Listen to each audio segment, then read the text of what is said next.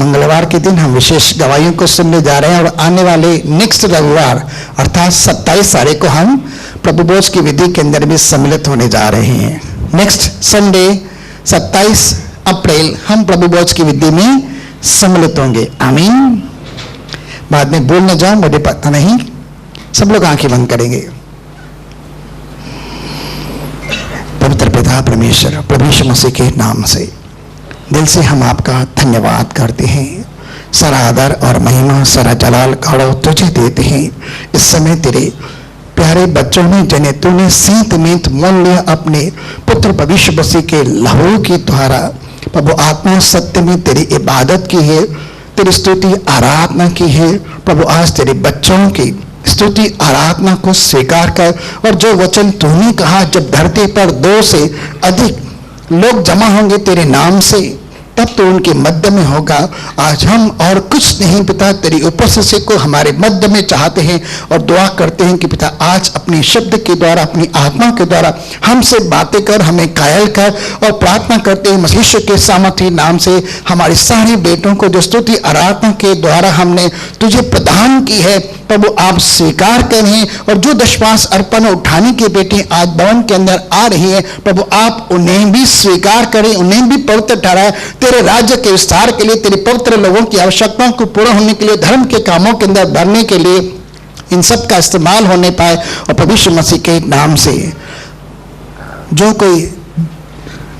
कुछ भी दे रहा है पिता आप उनके हृदय को देखते हुए प्रभु उन्हें आशीषित करें।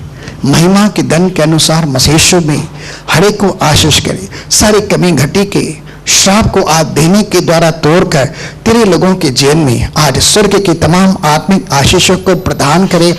धरती के ऊपर भी स्वास्थ्य, जीवन के विषय में, शांति, आनंद के विषय में, धन और महिमा के विषय में, सामर्थ और आनंद के विषय में मैं दुआ करता हूँ तेरे लोगों को बहुतायत से देकर आशीषित कर प्रभु, ताकि तेरे लोग किसी भली बात के अंदर, कमी घटी के अंदर न रहने पाए, और प्रभु तेरे दास के लिए भी तेरा अनुग्रह पर्याप्त हो, ताकि उसकी निर्बलता और व्यवस्था के अंदर तेरी सामर्थ प्रकट होने पाए। और पिता बोलने वाला तेरा दास नहीं, लेकिन तेरी आत्मा हम सबके साथ बातें करे प्रभु यीशु मसीह के नाम से। आमीन। परमेश्वर के नाम की बड़ी महिमा हो। एक बार फिर आज पुनरुत्थापित दिवस के लिए जो प्रभु यीशु मसीह का है, आप सबको बहुत बहुत बधाई। और जैसे कि आज हम कुछ बातों के अंदर भरने जा रहे हैं, चंद ही बातें होंगी, ज़्यादा कुछ नहीं होंगी, क्योंकि हम सब जानते हैं आज बड़ा दिवस है। और मेरी सोच के अनुसार, मेरी समझ के अनुसार आज यीशु मसीह के जन्म से भी बड़ा दिन यह है कि यीशु मसीह तीसरे दिन यानी अर्थात आज के दिन जिंदा हुआ है, मुर्दों में से जिंदा हुआ है।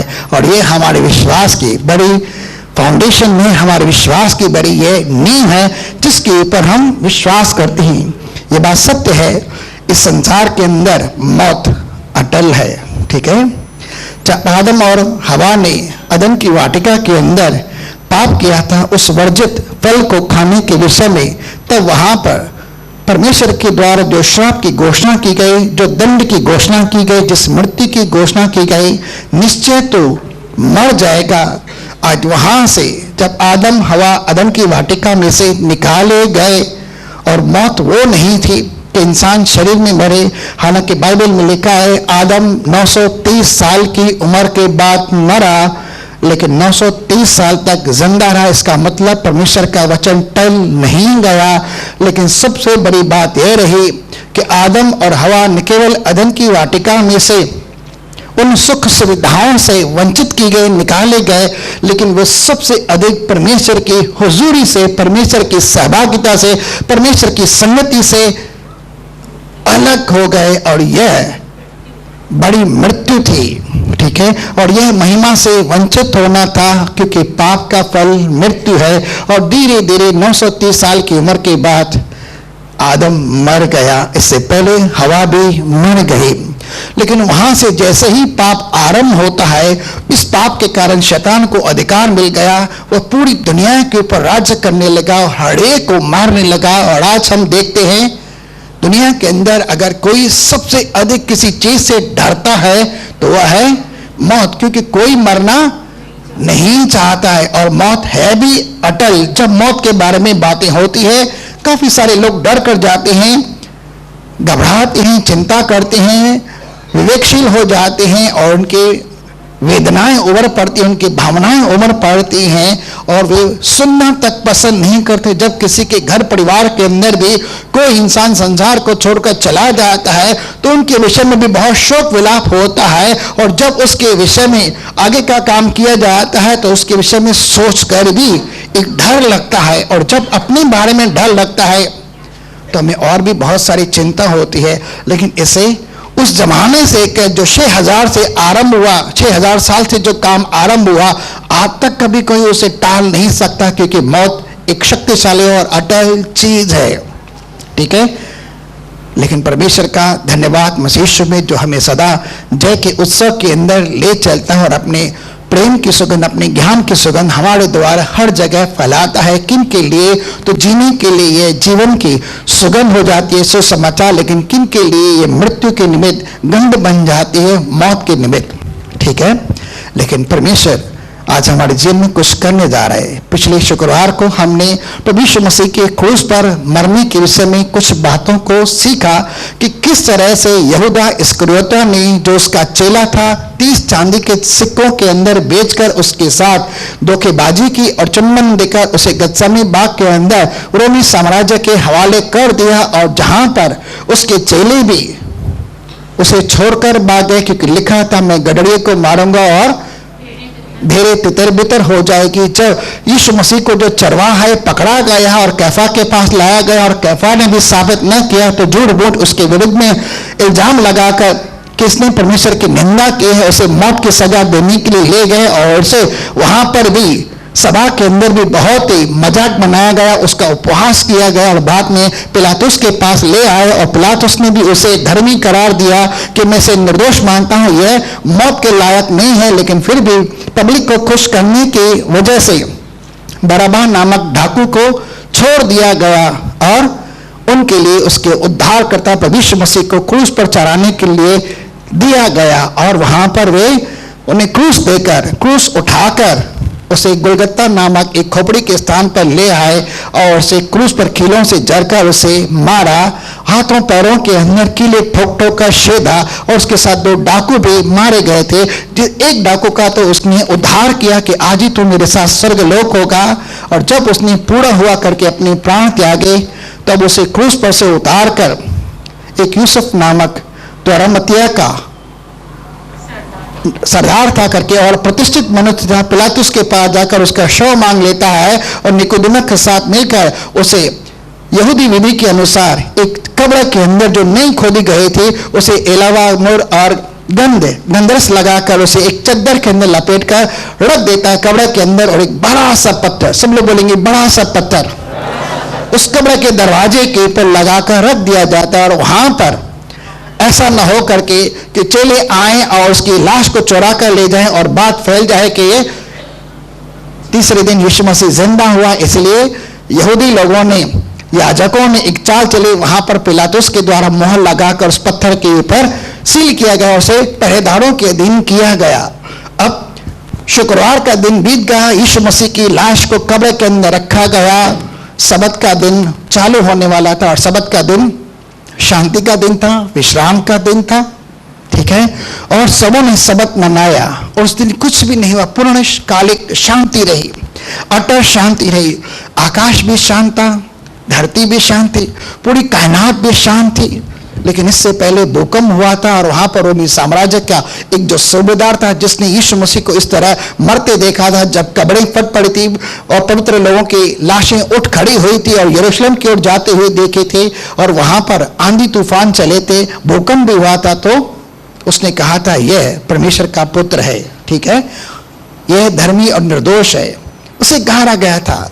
लेकिन आज एक बार और कुछ होने जा रहा है। आइए हमारे मत्ती की पुस्तक 28 अध्याय के अंदर, मत्ती 28 अध्याय,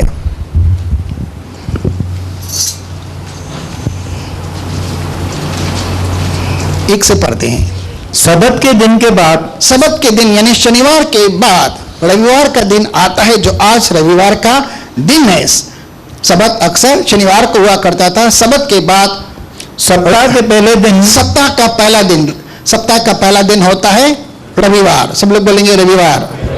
हाँ, पौ फटते ही मरियम मगदलिनी फटते ही यानी सुबह अब सूरज उग ही रहा था, उसकी किरणें निकल ही रही थी, वहां पर लिखा है मरियम मगदलिनी।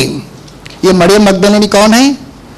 यीशु मसीह की शिष्य है, ठीक है, जिसके अंदर से यीशु मसीह ने 7 दुष्ट आत्माएं निकाली थी। और जब उसके अंदर से 7 दुष्ट आत्माएं निकाली थी, वो यीशु मसीह के पीछे पीछे चलने के लिए उसके फॉलोअर बन गई थी, उसके शिष्य बन गई थी, और सदा अपनी धन संपत्ति के द्वारा उनकी सेवा किया करती थी। और भी बहुत सारी स्त्रियां थी जो उसकी इसी तरह से सेवा किया करती थी, ठीक है। सप्ताह के पहले दिन पौ फटते ही मरियम मगदलिनी और दूसरी मरियम कब्र और दूसरी मरियम जो याकूब की माता है, और भी बहुत सारी स्त्रियां कब्र को देखने आई। कब्र को देखने आई। अब कब्र को कभी कोई सुबह सुबह जाता है क्या? नहीं जाता है। कब्रिस्तान का नाम सुनते ही डर लगता है, कब्र का नाम सुनते ही भाई वहां पर भूत होंगे, प्रेत होंगे, दुष्ट आत्माएं होंगे, इंसान को डर लगता है। लेकिन इसके अंदर डर नहीं था। ये यीशु की कब्र की तरफ जा रही थी और आपस में ये सारी औरतें बातें करते जा रही थी। उनके मन के अंदर एक चिंता थी, भाई हमने तो यीशु मसीह को जब उसे कब्र के अंदर दफनाया जा रहा था, हमने देखा था कि उसे कैसे, कब, कहां, किस तरह से, किस दशा के अंदर रखा गया है। उन्होंने सब कुछ पहले ही वह नजारा देखा हुआ था शुक्रवार के दिन। और यहूदी प्रथा के अनुसार उसके शरीर के ऊपर कुछ सुगंधित द्रव्य लगाने की इच्छा से वो स्त्रियां वहां पर गई थी ताकि उसका शरीर बहुत दिनों तक सुरक्षित रहे। परंतु उसके शरीर के ऊपर क्या क्या था? बहुत सारे कांटे मारने के कारण उसका सिर भी पूरी तरह से फटा हुआ था। उसका चेहरा, उसके हाथ पैर, उसका शरीर, पीठ, पेट, सब कुछ इस तरह से शीला हुआ था जैसे एक मांस का टुकड़ा था। उस तरह से उसे लपेट कर चद्दर के अंदर अलावा मोर और गंदरस लगाकर लपेट कर रख दिया गया था। लेकिन फिर भी इनके अंदर जिज्ञासा थे, हम यीशु मसीह के कब्र पर जाएंगे और उसके शरीर के ऊपर गंदरस वगैरह डालेंगे और सुगंधित वस्तु लगाकर उसे सजा कर रखेंगे ताकि उसका शरीर बहुत दिन तक सुरक्षित रहे। लेकिन मन में उन्हें चिंता थी, हमने तो कब्र के ऊपर एक बहुत बड़ा पत्थर देखा था जो रोमी साम्राज्य के लोगों ने, सैनिकों ने वहां पर लगाया था, वहां पर सील भी लगाए थे। हमारे लिए उस सील को कौन तोड़ेगा? हमारे लिए इस बड़े भारी पत्थर को कौन लुढ़काएगा? वो मन के अंदर सोचती ही जा रही थी। आगे चलते हैं। और देखो एक बड़ा भूंडोल हुआ। एक मिनट, और देखो, सब लोग बोलेंगे देखो। आप भी देखो, अपने आप को 2000 साल पहले कल्पना, विचारों और भावनाओं के साथ अपने अंतर्दृष्टि के अंदर उस स्थान के ऊपर चले जाइए जहां पर यीशु मसीह के लोथ को रखा गया है और लिखा है देखो। इसका मतलब इस बात के ऊपर गौर फरमाओ। आगे, एक बड़ा भूंडोल हुआ। एक बड़ा भूंडोला, फिर से धरती हिलने लगी, वाइब्रेशन होने लगी, भूकंप आने लगा। और क्योंकि प्रभु का एक दूत, परमेश्वर का एक स्वर्गदूत स्वर्ग से उतरा था और पास आकर उसने पत्थर को लुढ़का दिया। पास आकर पत्थर को उसने लुढ़का दिया था। क्यों? ये औरतें ही थी जो यीशु की कब्र के ऊपर सोच रही थी कि हमारे लिए इस भारी भरकम पत्थर को कौन हटाएगा। और स्वर्गदूत आया जिसका शरीर पाले का सा था, उसका शरीर बिजली का सा चमक रहा था, जिसके आने से भूकंप आ गया। और पैरुए जो वहां पर रोमी साम्राज्य के पैरुए थे, पहरेदार, वे थर-थर घबरा कर कांपने लगे और बेहोश होकर गिर पड़े।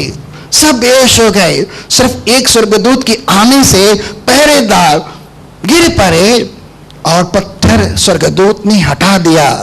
अब इनके लिए रास्ता खुल गया। और सोचने वाली बात, क्या प्रभु यीशु मसीह कब्र के पत्थर को लुढ़का नहीं सकते थे? लुढ़का सकते थे, लेकिन उसे लुढ़काने की क्या आवश्यकता? यीशु मसीह के लिए स्वर्गदूतों ने आकर उस बड़े पत्थर को लुढ़काया नहीं, क्योंकि यीशु मसीह तो अंदर था ही नहीं। वो तो पहले से ही कब्र से बाहर निकल गया था। ठीक है, ये तो औरतों के लिए स्वर्गदूत ने आकर उस पत्थर को लुढ़का दिया। लेकिन जब मरियम मगदलिनी और ये सारी स्त्रियां कब्र के अंदर गए यीशु मसीह के लोथ को ऊपर सुगंधित द्रव्य लगाने के लिए, तो उन्होंने देखा तो वहां पर सिवाय एक कपड़े के जहां यीशु मसीह को रखा गया था कुछ भी नहीं है। यीशु मसीह की लाश वहां नहीं थी, वह तो जी उठा था और वहां था ही नहीं, वह अदृश्य हो गया था, वह दृश्यमान नहीं था। और वे उसे ढूंढ रही थी। कहां पर ढूंढ रही थी? कब्र के अंदर ढूंढ रहे थे। चलो थोड़ी देर और चलते हैं आगे। पत्थर को लुढ़का दिया और उस पर बैठ गया। उसका रूप बिजली का सा और उसका वस्त्र पाले की नाई उज्जवल था। हाँ उसके भय से पैरुए कांप उठे हाँ। और मृतक समान हो गए। हाँ। स्वर्गदूत ने स्त्रियों से कहा, स्वर्गदूत ने अब स्त्रियों से, वहां पर बहुत सारी स्त्रियां हैं, सिर्फ मरियम मगदलिनी नहीं है। अलग अलग सुसमाचार के अंदर पढ़ेंगे तो आपको पता चलेगा। मरकुस की पुस्तक 16 अध्याय के 1 से लेकर 4 तक पढ़ेंगे, वहां पर लूका 24 अध्याय के 1 से लेकर 4 तक और यूहन्ना 20 अध्याय के अनुसार अगर आप वहां पढ़ेंगे तो और भी बहुत सारी स्त्रियां थी और स्वर्गदूत उनसे बात कर रहा है। क्या बात कर रहा है? कि तुम मत डरो। तुम मत डरो। वो स्त्रियां भी जो यीशु मसीह की शिष्य थी वो भी डर रही थी, कांप रही थी, क्योंकि उनके सामने एक नहीं 2-2 स्वर्गदूत आकर खड़े हुए थे। आगे, मैं जानता हूं कि तुम यीशु को जो क्रूस पर चढ़ाया गया था ढूंढती उनसे हो। क्या बात कर रहा है? मैं जानता हूं कि तुम किसको ढूंढ रही हो? यीशु नासरी को। और उनके बारे में वह क्या सुसमाचार दे रहा है? जो क्रूस पर चढ़ाया गया था। शुक्रवार के दिन जैसे तुमने अपनी आंखों से रोमी साम्राज्य के द्वारा क्रूस पर चढ़ते हुए देखा था और इसी स्थान के ऊपर दफनाया गया था, उसको तुम ढूंढ रही हो। ठीक है, मैं जानता हूं। आगे, वह यहाँ नहीं है। वह यहाँ, सब लोग बोले वह यहाँ। अरे भाई क्या कर दिया आपने? वो तो यहाँ है ना, कब्रिस्तान में नहीं है भाई, कब्र में नहीं, यहाँ तो है ना। अभी तो कहा जहां दो वहां वो, ठीक है ना, तो यहाँ है ना। लेकिन यहाँ पर स्वर्गदूत क्या कहता है? वो कब्र में नहीं है। बोलेंगे, सब लोग बोलेंगे कब्र में नहीं है, वो कब्र में नहीं है। आगे, परंतु अपने वचन के अनुसार जी उठा है। अपने वचन के अनुसार, मैंने आपको पहले ही कहा कि यीशु मसीह ने कई बार भविष्यवाणियां की थी कि मनुष्य के पुत्र महायाजकों के, शास्त्रियों के, फरीसियों के और अन्य जातियों के हाथ में सौंपा जाएगा। वे उसे मृत्यु दंड के योग्य ठहराएंगे और उस पर थूकेंगे, उसका उपवास करेंगे, उसे क्रूस की मौत दे देंगे, वो मर जाएगा और तीसरे दिन कब्र में से जी उठा था। यीशु मसीह ने अपने चेलों के साथ कई बार इस प्रकार की बातें, भविष्यवाणियां कही थी। लेकिन यहां पर यीशु स्वर्गदूत भी उसी बात को कह रहा है। वह अपने वचन के अनुसार, जो भविष्यवाणी का वचन उसने चेलों से कहा था, अपने वचन के अनुसार क्या हुआ है? जी उठा है। जी उठा है, जिंदा हुआ है। अब सिंपल शब्दों के अनुसार जी उठने का मतलब मुर्दों में से जी उठना। ठीक है, इसका मतलब क्या है? संसार के अंदर हम देखते हैं मौत सबों के अंदर रहती है, चाहे छोटा सा वायरस ही क्यों ना हो, छोटा सा जीव जंतु ही क्यों ना हो, कीड़ा मकोड़ा, मछली हो, पक्षी हो, जानवर हो, पालतू हो, यहां तक कि मनुष्य हो, हर एक जिसके अंदर भी प्राण रहते हैं वह जन्म लेता है और वह मरता है। ठीक है, सब मरते हैं। ठीक है, लेकिन मरने का मतलब, अगर कोई इंसान मरने के बाद फिर से जी उठे तो उसे कहते हैं पुनरुत्थान। ठीक है, मरकर जी उठने को, भाई संसार के अंदर किसी ने डायलॉग कहा, कौन सा डायलॉग है? जो हार कर जीत जाए उसे कहते हैं, हाँ सबको याद है ना, हार कर जीतने वाले को क्या कहते हैं? बाजीगर। लेकिन मरकर जी उठने वाले को क्या कहते हैं? बोलो यीशु मसीह। ठीक है, मरकर जी उठने वाले को कहते हैं यीशु मसीह। ठीक है, वह जी उठा है, वह पुनरुत्थापित हुआ है, वह रिजरेक्ट हुआ है, वो यहां नहीं है। देखिए बच्चों ने क्या रख के दिया है गोल्डन अक्षरों के अंदर, he is risen, he has risen. क्या बोलते भाई, अंग्रेजी नीचे ऊपर होती है।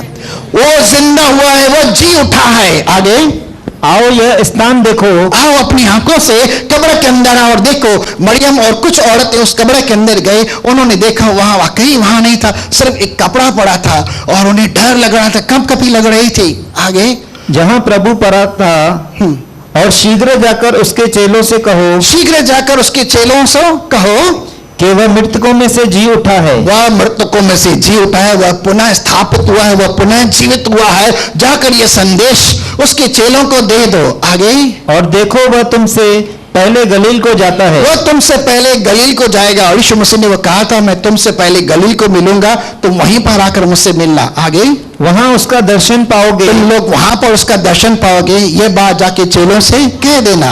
आगे, देखो मैंने तुमसे कह दिया। मैंने तुमसे कह दिया। बाकी औरतें को तो पता नहीं करके, लेकिन मरियम मगदलीनी वहां पर ही खड़ी रही और वहां पर अचानक यीशु मसीह उपस्थित हुआ और वह अपनी पुनरुत्थापित अपनी महिमा में अपनी तेजों में देह के अंदर था, लेकिन मरियम उसे पहचान नहीं पा रहे थे। वो यीशु मसीह की लाश को ही ढूंढ रहे हैं। जब उसने उस यीशु मसीह को देखा जो पुनरुत्थापित थी, वो पहचान नहीं पा रहे थे, उसने उसे माली समझ लिया और क्या कहा? क्या कहा? हे माली, अगर तूने उसकी लाश को देखा है या चुरा लिया है, मुझे बता, उसकी लाश को मैं ले जाऊंगी। मुझे पता नहीं उन्होंने उसकी लाश को कहां रखा है, उसका क्या किया है, उसकी लाश मुझे दे दो, मैं उसे ले जाऊंगी। क्या एक औरत किसी मरे हुए इंसान की लाश को अपने घर के अंदर ले जा सकती है? लेकिन ये मरियम का प्यार था, उसकी लाश से भी वह प्यार करती है, क्योंकि वो उसे अपना गुरु मानती है, वो अपना सब कुछ मानती है। उसकी लाश को भी वह सुबह सुबह भोर के समय अपने घर ले जाने के लिए तैयार है। देखिए उसके अंदर कितना यीशु मसीह के लिए प्यार है, ठीक है। लेकिन यीशु मसीह जिसे वो नहीं पहचान पा रही थी कि वह पुनरुत्थापित है, उसने एक शब्द कहा, मरियम। सब लोग बोलेंगे मरियम।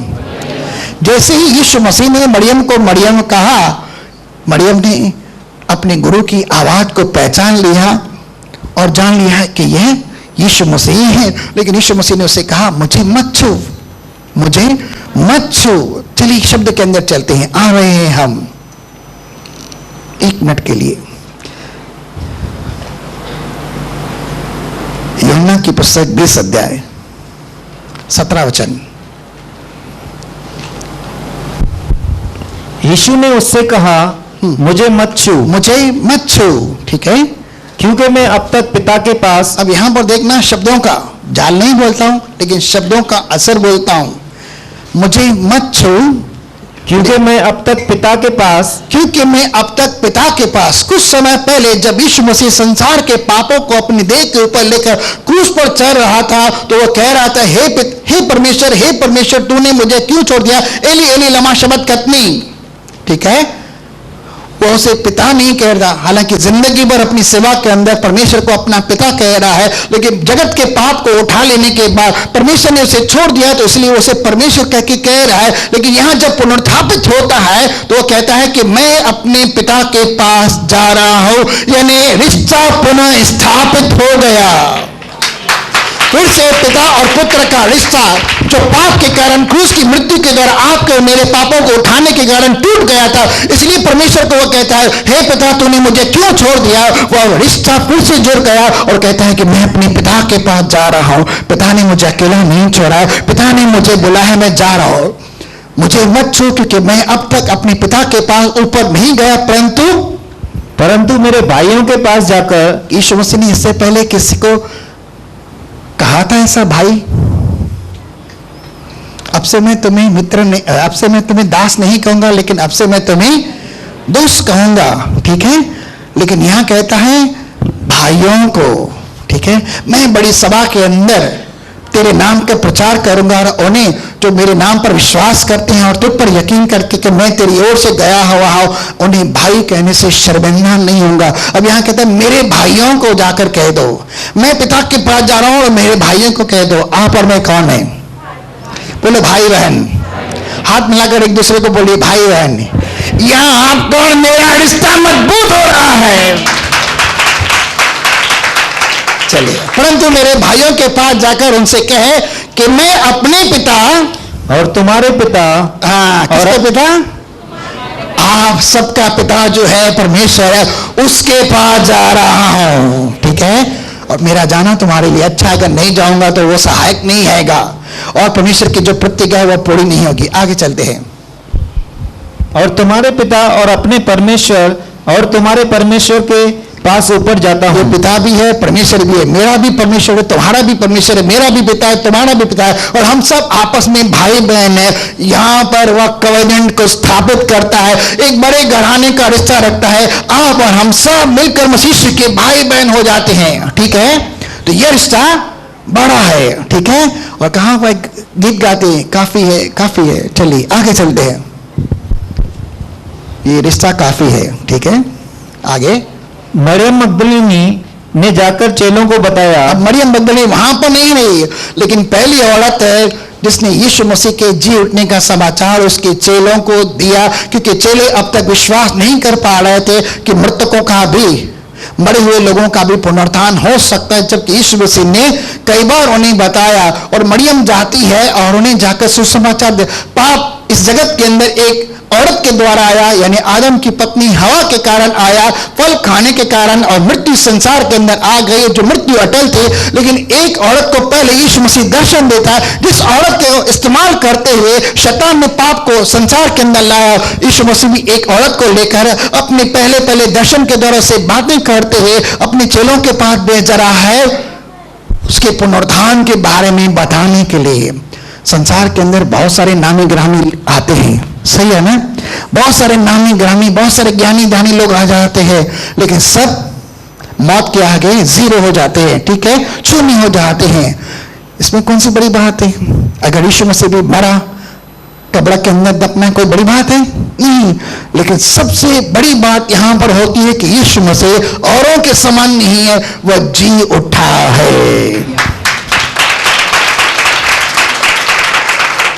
जी उठने का मतलब उसने मौत को पराजित कर दिया है। बाइबल लिखता है मौत शर्मिंदा है क्योंकि यीशु मसीह जिंदा है। मौत शर्मिंदा है क्योंकि यीशु मसीह जिंदा है, ठीक है। मरियम मगदलीनी जाकर चेलों को बताया कि मैंने प्रभु को देखा और उसने मुझसे बातें की। और जब ये अपने चेलों के साथ बात कर रही है, जो 11 चेले रहे, डर के मारे एक कमरे के अंदर थे, यीशु मसीह की मौत के कारण आंसू बहा रहे थे, शोक कर रहे थे, उन्हें भी घबराहट थी। और उन्हीं साम्राज्य के कारण, यहूदी जाति और याजकों महायाजकों के कारण डरे हुए थे कहीं वो हमें भी पकड़कर मार न डाले, इसलिए उन्होंने अपने आप को एक कमरे के अंदर बंद कर दिया था। उनकी सारी आशाएं जाती रही कि हमारा गुरु जो इतने बड़े बड़े चमत्कार करता था मर गया, अब क्या होगा हमारा? फिर से वही काम धंधा चालू हो जाएगा।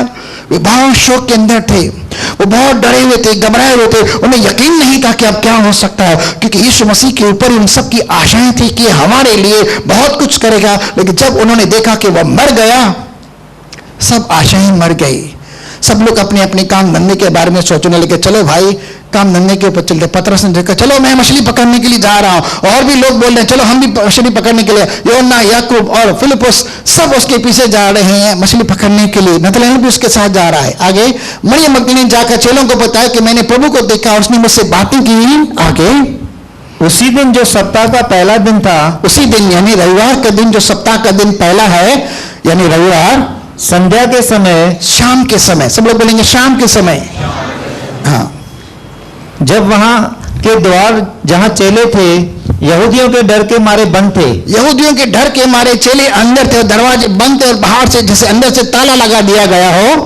तब यीशु आया। कौन आया? यीशु आया। अब मैंने आपको पहले बताया, यीशु मसीह के लिए स्वर्गदूतों ने कब्र के पत्थर को नहीं हटाया, लेकिन दरवाजा बंद है, कुंडी लगी हुई है, ताला लगा हुआ है, चेले अंदर हैं और शोक बड़ी बातों के अंदर रो रहे हैं, आंसू बहा रहे हैं। और वहां पर एक बहुत व्याकुलता लगी पर है। और अचानक यीशु मसीह वहां पर आ जाता है। यीशु आया, उनके मध्य में आकर खड़ा हुआ। न तो दरवाजा खटखटा है, न किसी ने कुंडी खोली, न ताला खोला, और डायरेक्ट दरवाजे से अंदर आ गया। वो क्या है भाई? वो अपनी महिमा में, अपनी तेजों में, अपने विराट और अपने अद्भुत, अपने दिव्य रूप के अंदर है, जिसका दर्शन उसने मत्ती की पुस्तक 17 अध्याय के अंदर देखा। योना, याकूब और पतरस को उसने इसे दर्शन दिया था। उसके लिए दीवार भी रुकावट नहीं है। वो यहां से निकलकर यहां से आ सकता है, दीवार उसे नहीं रोक सकती, कब्र उसे अपने कब्जे के अंदर नहीं रख सकती, मौत उसे अपने शिकंजे के अंदर नहीं रख सकती, अंधकार उसे पकड़ नहीं सकता और शैतान का उसके ऊपर अधिकार नहीं है। वो सबको चीरते हुए बाहर आया और आकर उनके चेलों के मध्य में खड़ा हुआ। आगे तब यीशु आया और बीच में खड़ा होकर उनसे कहा, तुम्हें शांति मिले। सबसे पहले तुम्हें शांति मिले। उनके मध्य में आया और आकर उन्हें कहा, तुम्हें शांति मिले। ऐसी शोक की दशा के अंदर, ऐसी व्याकुलता के अंदर, ऐसी निराशा के अंदर, ऐसी उदासी के अंदर, अगर चेलों को सबसे अधिक पहले कुछ चीज की जरूरत थी, वो थी शांति की, तसल्ली की, ढाढ़स की, हिम्मत की। और उनके सामने आकर खड़ा रहता, कहता है तुम्हें शांति मिले। और कौन सी शांति है? ये ऑर्डिनरी नहीं, प्रभु भाई बैठा तो मिला, सब कुछ ठीक कर दो, चिंता न कर, सब ठीक कर दो, ऐसी शांति नहीं, तसल्ली बड़े शब्दों की नहीं, लेकिन वह स्वर्ग की शांति जो खुद शांति का परमेश्वर है, शांति का राजकुमार है, वो ईश्वर की शांति उन्हें प्रदान करते हैं। और जैसे शब्द कहता है वो शांति से भर जाते हैं और उन्हें हिम्मत मिल जाती है, उन्हें ढाढ़स मिल जाता है, उन्हें तसल्ली मिल जाती है। और आज का रीमा शब्द आपके लिए, आप जिन क्लेशों के अंदर चल रहे हैं, जिस अशांति निराशा में चल रहे हैं, प्रभु यीशु मसीह आपको शांति दे रहा है। वो उनके मध्य में आकर खड़ा हुआ और उनसे कहा तुम्हें शांति मिले। सबसे पहली ब्लेसिंग, और ये एक बार नहीं 3 बार आकर यहीं पर कहता है तुम्हें शांति मिले, तुम्हें शांति मिले, तुम्हें शांति मिले। आगे, और यह कहकर उसने अपना हाथ और अपना पंजर उनको दिखाए। अपना हाथ और पंजर दिखाया। क्यों? चेले डर रहे थे। हम यीशु मसीह के भूत को देख रहे हैं। किसको देख रहे हैं? सब लोग बोलेंगे, यीशु मसीह के भूत को देख रहे हैं। अरे परसों तो ऐसे देखा था, यहूदी लोगों ने, रोमी साम्राज्य के लोगों ने कितनी बेदर्दी और खतरनाक रीति से इसे मारा था, और हमने खुद उसे देखा कैसे दफनाया गया था कब्र के अंदर, और ये हमारे सामने आकर खड़ा है। सब लोग डर रहे हैं, कपकपा रहे हैं, घबरा रहे हैं, हम भूत को देख रहे हैं, भूत को देख रहे हैं, भूत को देख रहे हैं। लेकिन यीशु मसीह कह रहा है भाई मेरे हाथ देखो, मेरे पैरों को देखो, मेरे शरीर को देखो, मेरे पंजर को देखो, मैं भूत नहीं हूं। चुड़ैल के पैर कहां होते हैं भाई? चुड़ैल के पैर कहां होते हैं? बोलो पीछे होते हैं। ऐसा मानते हैं ये लोग, ठीक है। संसार के अंदर ऐसे कहा चुड़ैल के पीछे, चुड़ैल के जो पैर हैं पीछे रहते हैं। लेकिन यीशु मसीह क्या कर रहा है? उसने अपना हाथ, अपना पंजर और उनको अपने पैर तक दिखाए। दूसरे सुसमाचार के अंदर लिखा उसने अपने पैर तक दिखाए। भाई देखो मेरे पैर सीधे हैं, मैं चुड़ैल नहीं हूं, मेरे पैर पीछे नहीं हैं, मेरे हाथों को देखो, मेरे पंजर को देखो। आगे, तब चेले प्रभु को देखकर आनंदित हुए। हाँ, उसके बाद उसे देखकर बहुत खुश हुए, और ये तो वाकई हड्डी मांस में, ये तो भूत प्रेत नहीं है। और एक साइन की तरह उनके साथ खाया। उन्होंने एक भुनी हुई मछली उसे दी और उनके सामने खाया। क्या चुड़ैल या कोई भूत या कोई प्रेत या दुष्ट आत्मा कुछ खा सकती है? नहीं। लेकिन उसने उनके सबूत के तौर पर मैं जिंदा हूं, न केवल अपने हाथों के कीले दिखा, अपना पंजर दिखा, अपने पैर दिखा, अपने हाथ दिखाए, और उन्होंने कहा भाई मुझे छूकर देखो। सब लोग बोले कि छूकर देखो, और जो छूता है उसके नसामत आ जाती है। यीशु मसीह को जो छूता है उसकी नसामत आती है। उस औरत ने जिसे 12 साल से खून के बहने की बीमारी थी, सिर्फ उसके कपड़े को छुआ था, वो चंगी हो गई थी। आज आपको भी छूने का समय है, आप भी उसे छू सकते हैं और पुनरुत्थान की समझ से बढ़ सकते हैं। आमीन, ठीक है। फिर उसने कहा तुम्हें शांति मिली। ऐसे अभी आगे यीशु ने फिर उनसे कहा तुम्हें शांति मिले। हाँ, दूसरी बार शांति मिली, डबल शांति।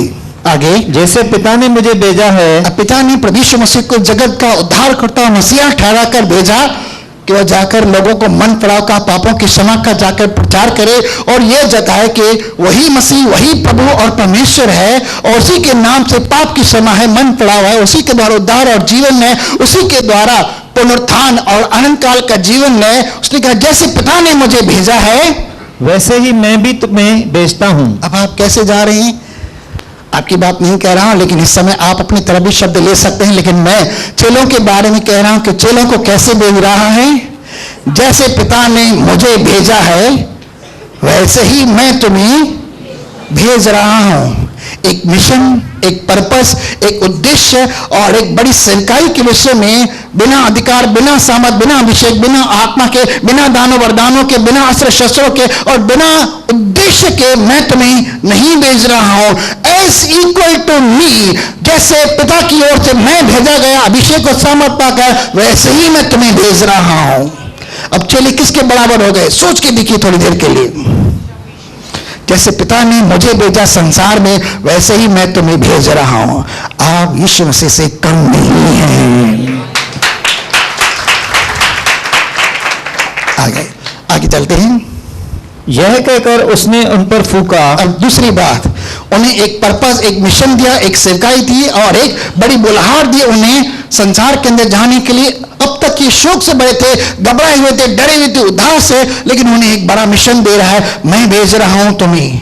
लेकिन ये तो डर के मारे अपने आप में सुकड़े हुए थे, अपने आप को रूम के अंदर बंद किए थे। लेकिन जैसे ही उन्हें आनंद मिलता है, जैसे उन्हें शांति मिलती है, उनके जीवन के अंदर एक उद्देश्य आता है, उनके अंदर हौसले बुलंद हो जाते हैं। आगे, और यह कर उसके बाद उसने क्या किया? क्या किया? देखिए, पढ़िए क्या किया। यह कहकर उसने उन पर फूंका। उसने फूंका। अब फूक मारने की बात क्या होती है? आदम को भी जब मिट्टी से बनाया गया था, उसके नथनों में, सब लोग बोलेंगे नथनों में, ये भाई नाक है, उसके ये 2 नथन है, इसके अंदर जैसे उसने हवा को फूका था वो जिंदा हो गया था। तो क्या फूका था उसके अंदर? पवित्र आत्मा फूका था, जिसके कारण, उस श्वास के कारण आदम मिट्टी में से जिंदा हो गया था और जीवित प्राणी बन गया था। वैसे उसने कहा मैं तुम पर फूंकता हूं, उसने उनके ऊपर फूंक मारने का मतलब उन्हें कहा पवित्र आत्मा लो। अगर आज किसी के अंदर पवित्र आत्मा नहीं है तो यीशु मसीह कहता है इस फूंक के द्वारा जो श्वास है, जो परमेश्वर की आत्मा है, उसे ले लो। उसने उनके ऊपर फूंका और कहा पवित्र आत्मा लो। किसको चाहिए वही पवित्र आत्मा? हम सब तो ऑलरेडी पवित्र आत्मा से बड़े हुए हैं, क्योंकि हम यीशु मसीह के ऊपर विश्वास करते हैं कि वो परमेश्वर का पुत्र है। क्या जोरदार ताली दे। उसने उनसे कहा पवित्र आत्मा लो और उनके ऊपर फूंका और वे पवित्र आत्मा से भरपूर हो गए, पवित्र आत्मा की सामर्थ से भरपूर हो गए। लेकिन अब तक उनके ऊपर अभिषेक नहीं। अभिषेक तो पेंटिकॉस्ट के दिन पर आया, जो हम पेंटिकॉस्ट के दिन पर मनाने जा रहे हैं। और वो पवित्र आत्मा से भर गए और उनके अंदर एक जैसी पावर आ गई, एक मिशन आ गया, एक ब्लाट आ गई। और पवित्र आत्मा के आने से सबसे पहले तो उनके अंदर से उदासी, निराशा, शोक, डर सब निकल गया। और जैसे ही आप पवित्र आत्मा से परिपूर्ण होते हैं, आप भी ऐसी चीजों से आजाद होते हैं, क्योंकि परमेश्वर की आत्मा सामर्थ की आत्मा है। वो सामर्थ की आत्मा है, विश्वास की आत्मा है, प्रेम की आत्मा है, संयम की आत्मा है, धीरज की आत्मा है, प्रेम की आत्मा है। वो उसे भर देता है और जब प्रेम अंदर आता है तो प्रेम हर प्रकार के भय को दूर कर देता है। आमीन। प्रेम में डर नहीं होता, प्रेम के अंदर इंसान मजबूत हो जाता है। आगे, और ये वो वाला प्रेम नहीं है, ये परमेश्वर के प्रति का प्रेम है। ठीक है, परमेश्वर के प्रति ये प्रेम है, पवित्र प्रेम, डिवाइन प्रेम, निस्वार्थ प्रेम।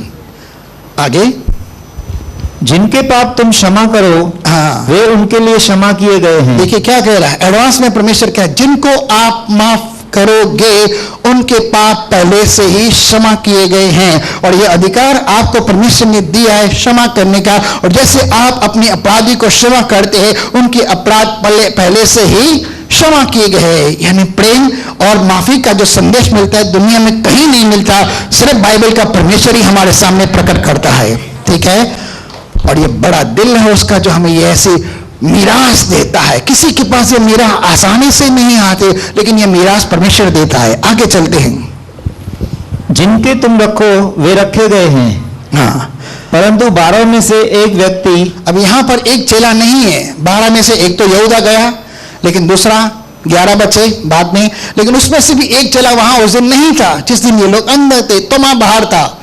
जब चेलों ने आकर थोमा को बताया कि हमने प्रभु यीशु को देखा, वो आया था, हमसे ऐसी ऐसी बातें की। और थोमा क्या कहता है? भाई जब तक मैं अपनी आंखों से नहीं दूंगा, जब तक उसके पंजर में अपना हाथ न डालूंगा, उसके हाथों के अंदर कीले जहां लगे तो उंगली नहीं डालूंगा, मैं विश्वास नहीं करूंगा। तुम मुझे ये कह रहे हो। लेकिन वो क्यों कर रहा था ऐसा? क्या अविश्वासी था? क्या यीशु मसीह के साथ नहीं चला था? लेकिन उसे यकीन नहीं हो पा रहा था वाकई यीशु मसीह पुनरुत्थापित हुआ है, क्योंकि उसके अंदर डर था, उसके अंदर घबराहट थी, उसके अंदर शोक था, क्योंकि उसने अपनी आंखों से यीशु मसीह को मरते हुए देखा था। वो यकीन नहीं कर पा रहा था। शोक के अंदर जब इंसान चिंता में होता है, डर और घबराहट के अंदर, उदासी निराशा के अंदर होता है, कोई कितनी भी तसल्ली दे, किसी और की बातों के ऊपर इतना जल्दी विश्वास नहीं आता। इसलिए कहता जब तक मैं अपनी आंखों से नहीं दूंगा, अपनी उंगली से नहीं छूंगा, उसके पंजर में हाथ नहीं डालूंगा, तब तक मैं विश्वास नहीं करूंगा। यह विश्वास है, बाइबल में लिखा विश्वास अंधे की चीजों का प्रमाण है। और हम विश्वास करते हैं कि परमेश्वर है, और जो कोई ये विश्वास करता है परमेश्वर है, परमेश्वर अपने खोजने वालों को प्रतिफल देता है। आमीन। इब्रानियों 11:6 के अंदर लिखा है। आगे चलते हैं फटाफट। परंतु 12 में से एक व्यक्ति अर्थात थोमा, जो दिदुमुस कहलाता है, जब यीशु आया तो उनके साथ न था। आगे, जब और चेले उससे कहने लगे कि हमने प्रभु को देखा है, तब उसने उनसे कहा, जब तक मैं उसके हाथों में कीले के छेद न देख लूं और कीलों के छेदों में अपनी उंगली न डालूं और उसके पंजर में अपना हाथ न डालूं, तब तक मैं प्रतीति नहीं करूंगा। हाँ, 8 दिन के बाद, 8 दिन के बाद, सब लोग बोलेंगे 8 दिन। 8 दिन के बाद उसके चेले फिर घर के भीतर थे। फिर घर के अंदर हैं, उसी रूम में हैं, कुंडी लगी है, ताला लगा है, और वे आपस में बातचीत कर रहे हैं। ठीक और है, थोमा उनके साथ था। और उस दिन थोमा यानी थॉमस, जो इंडिया के अंदर आया था, केरला के अंदर, ठीक है, वो थोमा वहां पर उस दिन था, यानी 11 चेले थे, और द्वार बंद थे। दरवाजा फिर बंद है, कुंडी कड़ा लगा हुआ है। तब यीशु ने आकर यीशु फिर अंदर आता है, दरवाजा उसे रोक नहीं सकता, बिना दरवाजा खोले, कुंडी ताला खोले वह चला आता है अंदर, और बीच में खड़ा होकर कहा, तुम्हें शांति मिले। तीसरी बार, तुम्हें शांति मिले। ठीक है, आगे। तब उसने थोमा से कहा, अब थोमा के विषय में किसने किसको बताया? अरे वो तो परमेश्वर, उसको सब पता है, वह सर्वज्ञानी है, किसके मन में क्या चलता है ये वो भी बात जानता है करके डायरेक्ट आकर थोमा से बात करते हैं, हे थोमा इधर आ। आगे, अपनी उंगली यहाँ लाकर ला, अपनी उंगली ला और मेरे पंजर में डालकर देख, सॉरी मेरे हाथ के छेद के अंदर डाल के देख, मेरे हाथों को देख। हाँ। और अपना हाथ लाकर मेरे हाथ पंजर ला में और मेरे डाल। पंजर को छू ले, ये मेरा पंजर है, यहाँ जहाँ हड्डियों का ढांचा है ना वो मेरा पंजर है, हाथ लगाकर छू ले। आगे, और अविश्वासी नहीं, अविश्वासी नहीं परंतु विश्वासी हो। परंतु विश्वास कर। क्या विश्वास कर?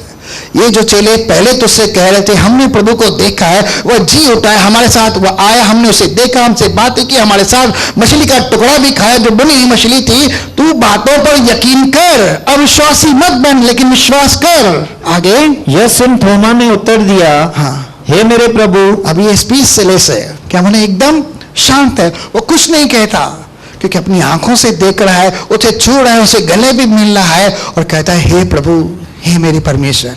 अब उसके बाद और कुछ भी शब्द नहीं है।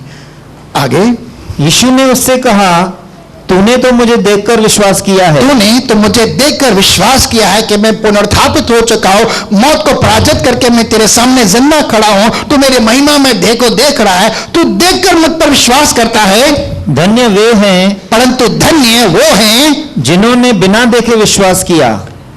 जिन्होंने बिना देखे मुझ पर विश्वास किया। आप में से कितने लोगों ने यीशु मसीह को देखा है कोई जो कहे कि मैंने यीशु मसीह को देखा है? नहीं ना, मैंने भी नहीं देखा। चमत्कार मेरे जीवन के अंदर बहुत हुए, मिरेकल्स मेरे जीवन के अंदर बहुत है, बहुत सारी टेस्टिमनीज हुई और बहुत सारा ज्ञान, बहुत सारी बातें मैंने देखी, सुनी, सीखी, समझी, पवित्र शास्त्र के वचन के अनुसार कह रहा हूं, लेकिन आज तक मैंने यीशु मसीह को नहीं देखा। लेकिन यहाँ क्या लिखा है?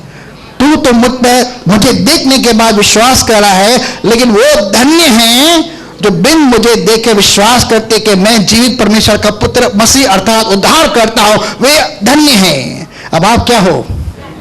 आप में से किसी ने भी यीशु मसीह को नहीं देखा, किसी ने भी दर्शन नहीं पाया, लेकिन आप क्या हो? बोलो मैं धन्य हूं, क्योंकि बिन देखे मैं प्रभु यीशु मसीह को परमेश्वर का पुत्र और उद्धार करता करके स्वीकार करता हूं, क्योंकि पिता परमेश्वर ने यीशु मसीह को प्रभु और मसीह भी ठहराया है, वही मेरा उद्धार करता परमेश्वर है। क्या अपने लिए जोरदार ताली देंगे?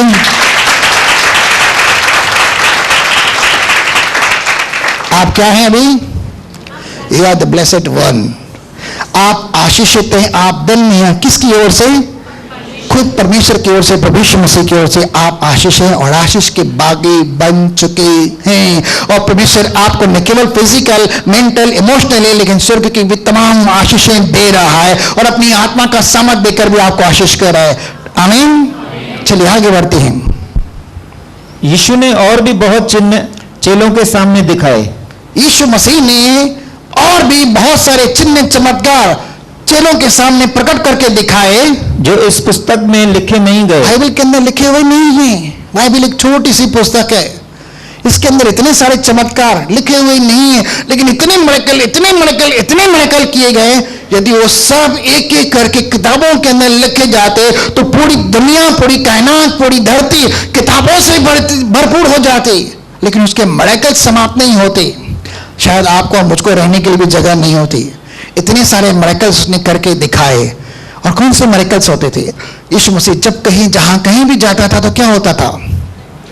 अंधे, लूले, लंगड़े, मंडे, टुंडे, कोड़ी, लकवाग्रस्त लोग बिल्कुल भी चंगे हो जाते, कोड़ी शुद्ध हो जाते थे, मुर्दे जिंदा होते थे, दुष्ट आत्माएं निकल जाती और जहां कहीं भी जाता था मिरेकल्स होते थे। हजारों की तादाद के अंदर उसके पास लोग आते थे और वो उनके सामने मिरेकल कर दिखाता था, क्योंकि वह दया और करुणा, प्रेम और तरस से भरा हुआ परमेश्वर था। अपनी धार्मिकता और बुजबल के द्वारा उनके सामने मिरेकल्स करता था।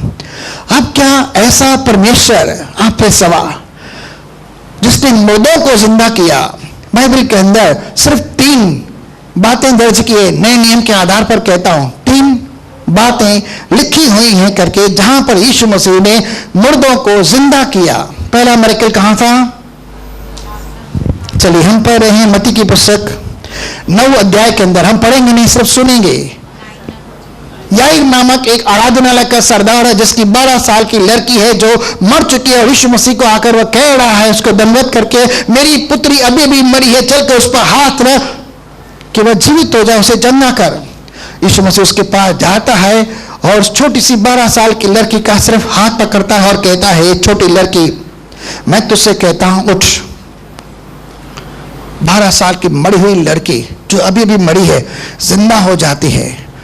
ठीक है, फिर एक नगर के अंदर आता है, नाइन नामक नगर, जो लूका की पुस्तक के अंदर लिखा है 7 अध्याय के अंदर 11 से लेकर 15 तक आप पढ़ेंगे। वहां पर लिखा है एक विधवा का पुत्र नाइन नगर के अंदर जो नौजवान था, मर गया था, लोग उसे कंधे पर अर्थी बनाकर ले जा रहे थे उसका जो कुछ भी प्रोसेस है करने के लिए। लेकिन जब यीशु मसीह वहां पर उस नगर के अंदर आता है तो उस मुर्दे को देख रहा है कि उठाकर ले जा रहे हैं, वो आकर अर्थी को छूता है और कहता है, हे नौजवान मैं तुझसे कहता हूं उठ। और अर्थी के ऊपर ही नौजवान जो मरा हुआ था, जो लोग उसे दफनाने के लिए ले जा रहे थे, अर्थी के ऊपर ही उठकर बैठ गया और जिंदा हुआ, और उसने उस विधवा औरत को लौटा कर दे दिया क्योंकि उसका आगे पीछे कोई नहीं था। उस नौजवान को भी यीशु मसीह ने सिर्फ एक शब्द कहकर जिला उठाया। अब आ रहे हैं मरियम और मार्था के गांव बैतनिया के अंदर, यूहन्ना की पुस्तक 11 अध्याय के अंदर, जहां पर यीशु मसीह ने मरियम को भी कहा था 11:25 के अंदर, उसके अंदर बाद में जाते हैं लेकिन शब्द निकाल कर रखेंगे। 4 दिन का मरा हुआ लाजर जो कब्र के अंदर दफनाया था, यहूदी प्रथा के अनुसार उसके शरीर के ऊपर न जाने क्या कुछ लगाकर लपेट कर बांध कर रखा हुआ था। 4 दिन का मरा हुआ जिसके शरीर से गंध आ रही थी, बदबू आ रही थी, और उसे कब्र के अंदर रखा होता। जब कब्र के पत्थर को हटाया जाता है तो वह सिंपल शब्द में कहता है लाजर बाहर आ, और 4 दिन का मरा हुआ इंसान कब्र से बाहर आता है, कफन के अंदर लपेटा हुआ।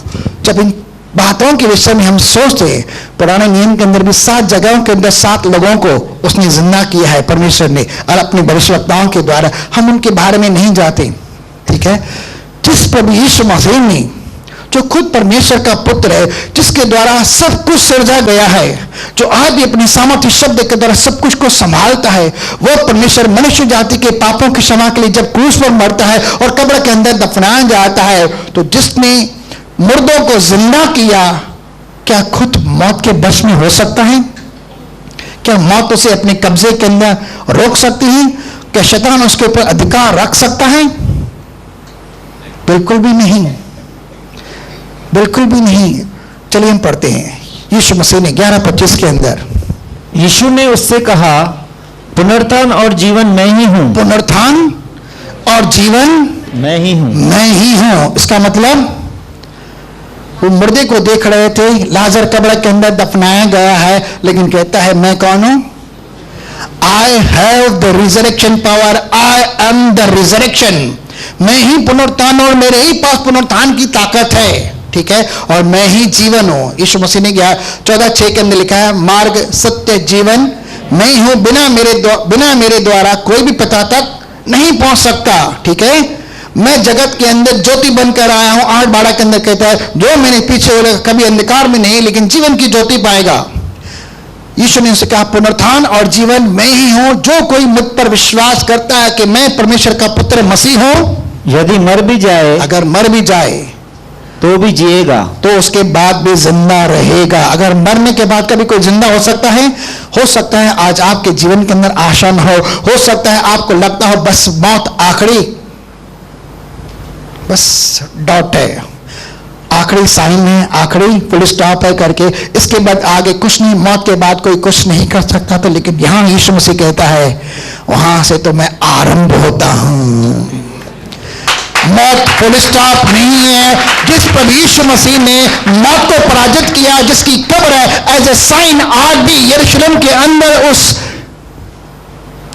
गत्सेमनी बाग में, उस बगीचे के अंदर आज भी खाली है, जहां पर आज भी लिखा है वो यहां नहीं है, वो जी उठा है। साक्षी के तौर पर कब्र भी गवाही देती है और ये चेले भी गवाही देती हैं और सारी दुनिया के अंदर जाकर कहते हैं हमने यीशु मसीह को मृतकों में से जी उठकर देखा है, अपनी आंखों से उसे छुआ, उसे बातें की है और हमने उसके साथ खाया पिया। हम गवाही देते हैं कि वह जिंदा है, कब्र भी जिंदा है। यरूशलेम के अंदर भी ये गवाही लिखी हुई है।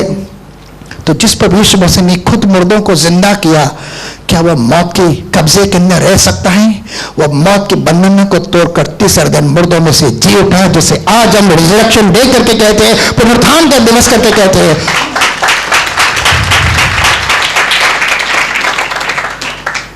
लेकिन आज आपके अंदर प्रभु यीशु मसीह एक नई आशा, जो जीवित आशा कहलाती है, पैदा करता है।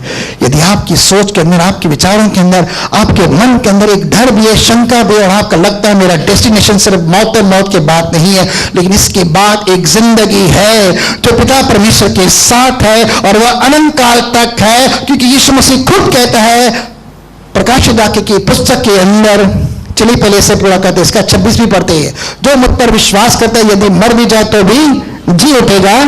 और जो कोई जीविता है, आप और मैं इस समय जिंदा है शरीर में, ठीक है, जो कोई जिंदा है और मुझ पर विश्वास करता है वह अनंत काल तक न मरेगा। अभी आपको कौन सी गिफ्ट मिली? पाप की सजा तो मृत्यु है, परंतु परमेश्वर का वरदान मसीह यीशु में अनंत काल का जीवन है। यहां लिखा है जो जिंदा है और मुझ पर विश्वास करता है वह अनंत काल तक नहीं मरेगा। बाजू वाले को बोल सकते हैं मैं अनंत काल तक मरने वाला नहीं। अरे जब आप ऐसा बोलते हैं, ओ शैतान महाशय परेशान होता है, ये मरने वाले नहीं, इनके ऊपर से मेरा कब्जा टूट रहा है, इनके ऊपर मेरा सरकार अधिकार टूट रहा है, क्योंकि इन्होंने सच जान लिया है, ये मरने वाले नहीं है।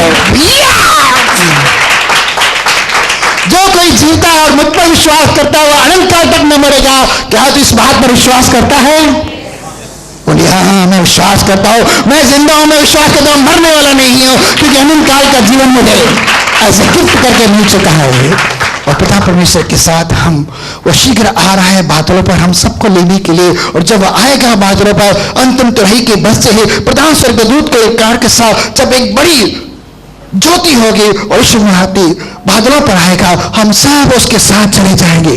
हम इस शरीर में नहीं रहेंगे जो सड़ने वाला है, गिरने वाला है, इस शरीर के अंदर नहीं रहेंगे। लेकिन फिलिप्पियों की पुस्तक में लिखा है जैसे वह पुनरुत्थापित हुआ, महिमा में दिव्य और पवित्र देह के अंदर आया, उसी देह को हमें देकर सदा का अमरता, सदा काल का जीवन, अविनाशी अजर जीवन हमें देकर, देह देकर हमें अपने साथ स्वर्ग के स्थानों के अंदर उठाया जाएगा। हमारे पास ये जीवित आशा है कि मरने के बाद एक जीवन है पिता के साथ, जिसे अनंत काल का जीवन कहता है, और कोई नहीं देता, और कोई नहीं देता, सिर्फ यीशु मसीह देता है। क्यों भाई?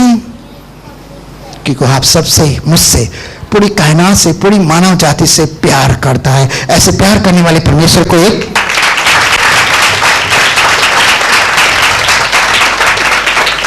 चलिए अब एक मेरा फेवरेट वर्ड है प्रकाशित वाक्य की पुस्तक 1:17-18, प्रकाशित वाक्य 1:17-18। जब मैंने उसे देखा, यहां पर यीशु मसीह अपनी महिमा में रूप के अंदर पतरस टापू के ऊपर यूहन्ना को, जिससे वह ज्यादा प्यार करता है, उसे दर्शन देता है। तो उसके पैरों पर मुर्दा सा गिर पड़ा। हाँ, और उसने मुझ पर अपना दाहिना हाथ रखकर यह कहा कि मत डर। बोलो मत डर, मौत से मत डर, लोगों से मत डर, उनकी धमकियों से मत डर, उनकी तलवारों भालों से मत डर, किसी से मत डर। उसने अपना दाहिना हाथ मेरे सर के ऊपर रखा है, इसलिए वो कहता है मत डर, मैं तेरे साथ हूं। हाँ, मैं प्रथम और अंतिम, मैं ही पहला हूं और मैं ही अंतिम हूं और जीविता हूं। मैं जिंदा हूं, देख, अपनी आंखों से देख, मैं जिंदा हूं। यीशु मसीह का हाथ यूहन्ना के सर के ऊपर है, वो कहता पहला और आखिरी मैं हूं, मुझसे पहले कोई परमेश्वर नहीं, मेरे बाद कोई परमेश्वर नहीं, मैं जिंदा परमेश्वर हूं, मैं मुर्दा परमेश्वर नहीं हूं। इस समय बच्चों ने गीत गाया, हम उन मामूदों के आगे साष्टांग नहीं करते जैसे दुनिया साष्टांग करती है, लेकिन हम तो जीवित खुदा की इबादत करते हैं। तो उसके पैरों पर मैं मुर्दा सा गिर पड़ा, उसके मुख पर अपना दाहिना हाथ रखा और कहा मत डर, मैं ही प्रथम और मैं ही अंतिम हूं आगे, मैं मर गया था मैं मर गया था और मैंने तुम्हारे ही लिए पाप के कारण तुम्हारी मौत का स्वाद कुछ देर के लिए चखा, और मरकर मैं कब्र में गया था। और पतरस वहां से 1 पतरस 3:19 के अंदर कहता है कि वह कब्र के अंदर भी जाकर आराम नहीं करता था, वह अधलोक के अंदर गया और जो कैदी वहां आत्माएं थे उन सबको जाकर सुना, सुसमाचार सुनाया कि जिसका तुम इंतजार कर रहे थे वो मैं हूं, चलो मेरे साथ और मेरे साथ चलो अपने पिता परमेश्वर के पास जहां मैं जा रहा हूं। उन सारी कैदी आत्माओं को सुसमाचार सुनाकर वो उन्हें अपने सासुर के स्थानों के अंदर ले जाता है। वो वहां पर भी चुप नहीं, यीशु मसीह कभी एक दिन के लिए भी आराम नहीं करता। मैं मर गया था और अब देख, लेकिन अब ध्यान देने वाली बात है, मैं युगान युग जीविता हूं। कितनी देर तक जिंदा हूं? युगान युग का मतलब from ages to ages, eternity to eternity, ठीक है, अनंत काल से अनंत काल तक अब मैं जिंदा हूं, यानी अनंत काल के लिए मैं जिंदा हूं, अनंत जीवन मैं ही हूं। पहला यूहन्ना 5 अध्याय उसका 11 वचन क्या कहता है? और अधलोक और मौत की कुंजियां किसके पास है? अगर यीशु मसीह के पास मौत की कुंजियां हैं, नरक की कुंजियां हैं, तो क्या आपको भेजेगा? आप उससे प्यार करते हैं, उसका नाम लेते हैं, उस पर विश्वास करते हैं कि परमेश्वर के पुत्र आपको नरक में भेजेगा? बोले नहीं, वो आएगा आपको लेने के लिए बादलों पर, आप स्वर्ग में जरूर जाएंगे। और ये गवाही क्या है? देखो, और वह गवाही यह है कि परमेश्वर ने हमें अनंत जीवन दिया है, और यह जीवन उसके पुत्र में है। यह जीवन उसके पुत्र में है। ठीक है, अभी मेरे पास 5 मिनट का समय है। अनंत जीवन कहाँ है? पुत्र में। जिसके पास पुत्र है उसके पास अनंत जीवन है। जिसके पास पुत्र है उसके पास पिता भी है। लेकिन जिसके पास पुत्र नहीं अर्थात यीशु मसीह नहीं, उसके बाद कुछ भी नहीं। देखिए अपने दिल के अंदर आपके पास पुत्र है, उसका वचन है, उसकी आत्मा है, उसके नाम पर विश्वास है। अगर आप में से कोई भी ऐसा व्यक्ति है जो आज तक यीशु मसीह के पर विश्वास नहीं करता, तो आज परमेश्वर आपको बुला रहा है, ठीक है, कि मेरे बच्चों, मेरे नाम पर विश्वास करो, मैंने आपके लिए पूरा भुगतान कर दिया है, वैसा कि इन सारी विधियों को मिटा दिया है, सारे पापों को क्षमा करने के लिए मैंने खुद शुक्रवार के दिन, जो शुभ शुक्रवार कहलाता है, मैंने आपके पापों की क्षमा के लिए क्रूस पर लटकाकर आपके लिए जान दी है, आपके लिए खून बहाया है। अब आपके और पिता के मध्य कोई दीवार नहीं है, उस दीवार को मैंने गिरा दिया है। आप पिता के साथ मेरे नाम में, मेरे लहू के द्वारा डायरेक्ट मिल सकते हैं। और यदि आप मुझसे मेरे नाम से कुछ मांगेंगे तो मैं दूंगा, यदि पिता से भी मेरे नाम से कुछ मांगेंगे वो आपको देगा। और आप पिता से क्या मांगेंगे? अपने पापों की क्षमा। यीशु मसीह के नाम पर विश्वास करके जब कहेंगे कि पिता मुझे माफ कर, मैं यीशु मसीह को अपना उद्धारकर्ता कहता हूं, आपके सारे पाप यीशु मसीह क्षमा कर देगा और आपका नाम जीवन की पुस्तक में लिखकर सदाकाल का जीवन देगा। और यीशु मसीह के नाम से ही पूरी दुनिया के अंदर पापों की क्षमा का और मन फिरा का वचन प्रचार किया जाए। और पूरी दुनिया के अंदर ये हलचल है कि ये लोग जहां भी जाते दुनिया को उलट पुलट कर देते हैं।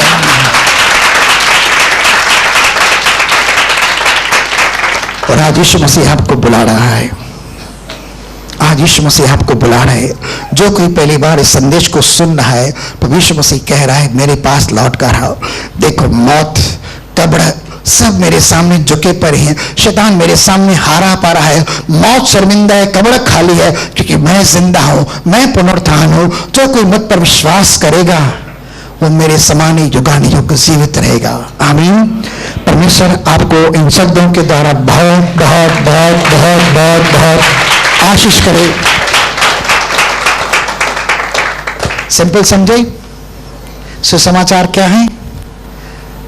यीशु मसीह ने कई बार मृतकों के जी उठने के बाद अपने चेलों को अलग अलग जगह आकर दर्शन दिए, उनसे बातें की, और उसने हर तरह से यही प्रकट किया कि मैं ही परमेश्वर हूं और यही सुसमाचार है। और जब इस सुसमाचार पर हम विश्वास कर देते हैं तो हम दोषी नहीं ठहरते, हम मसीह के लहू के द्वारा निर्दोष ठहरते हैं, धर्मी बन जाते हैं और हमारे पाप माफ हो जाते हैं। और जिस दिन यीशु मसीह आएगा बादलों पर, हम सब उसके साथ पुनरुत्थापित होकर महिमा में देख के स्वर्ग में चले जाते हैं। इस समय मैं आपसे एक छोटी सी गुजारिश करता हूं, अभी समय है यदि आप में से कोई भाई या बहन पहली बार आया है तो सिर्फ 2 मिनट के लिए आप खड़े हो सकते हैं अपने पैरों पर। अगर आप पहली बार आए हैं सिर्फ 2 मिनट के लिए, है कोई? हमारे आंटी तो पहले से ही विश्वास में है करके, एक जमाने से हमसे पहले भी विश्वास में है, लेकिन आपका आंटी बहुत बहुत स्वागत है, हम जोरदार ताली बजाएंगे।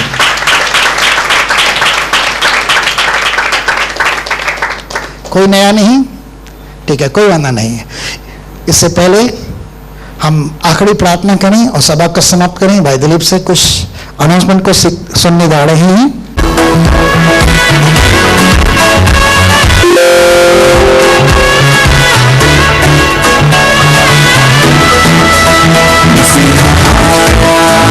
जब मैं खुशियाँ आया है, सारे जहां में आज पैगाम आया है। मसीहा आया है, जब मैं खुशियाँ आया है, सारे जहां में आज पैगाम आया है। मसीहा आया है, जब मैं खुशियाँ आया है।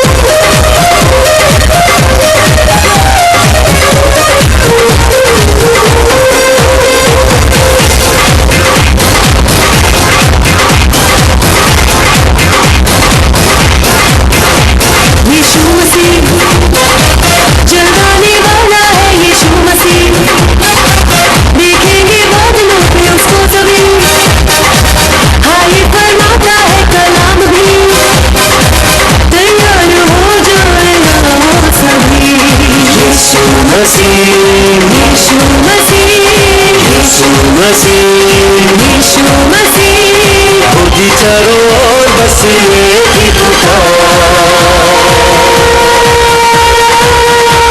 होगी चारों ओर बस एक ही पुकार, बादशाह बादशाह बादशाह बादशाह बादशाह बादशाह बादशाह यीशु मसीह है बादशाह।